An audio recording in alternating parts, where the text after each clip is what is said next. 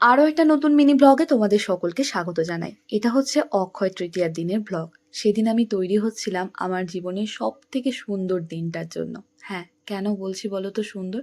কারণ সেদিন ছিল আমার জীবনের একটা স্বপ্ন পূরণের দিন। ছোটবেলা থেকে গাড়ি কী জিনিস, স্কুটি কী জিনিস, এটা যবে থেকে বুঝেছিলাম আমি চেয়েছিলাম যে আমারও একটা স্কুটি থাকুক। তো অবশেষে আমি আর দিদি দুজন মিলে একটা স্কুটি কিনছিলাম। তো আমি, ননি, দাদাভাই আর দিদি রেডি হয়ে চলে এসেছিলাম শোরুমে। তো আগের দিন আমরা গাড়িটা দেখে গেছিলাম আর এক প্রায় মাস আগে থেকেই ঠিক হয়ে গেছিল যে কোন গাড়ির মডেলটা নেওয়া হবে। এটা হলো টিভিএসের জুপিটারের নতুন যে 110 সিসির মডেলটা সেটা। তো তারপর আমরা শোরুমের ভিতরে চলে আসি আর এখানে শুনু তো তার দৌড়াতে কোথাও থামায় না। আর এখানে যেহেতু ও একদম গাড়ি পাগল, এত গাড়ি দেখেও এত মজা পেয়েছিল যে গাড়িতে বারবার উঠছিল আর নামছিল। তারপর দাদাভাইরা একবার গাড়িটা চালিয়ে দেখে নেয় যে গাড়ির সব কিছু ঠিক আছে কিনা।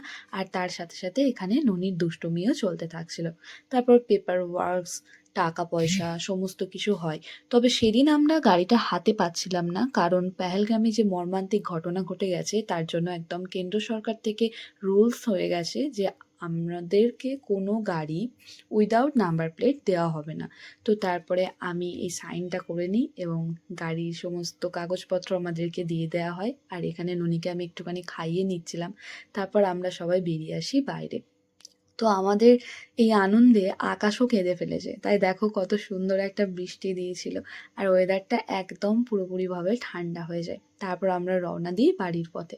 তো যেদিন স্কুটিটা নিয়ে আসবো সেদিনের ব্লগটাও তো তোমাদের সঙ্গে অবশ্যই শেয়ার করব। জীবনে যখন আমাদের স্বপ্নগুলো পূরণ হয় আর সেই স্বপ্ন পূরণের বক্তব্যটা কোনোভাবেই ভাষায় প্রকাশ করা যায় না।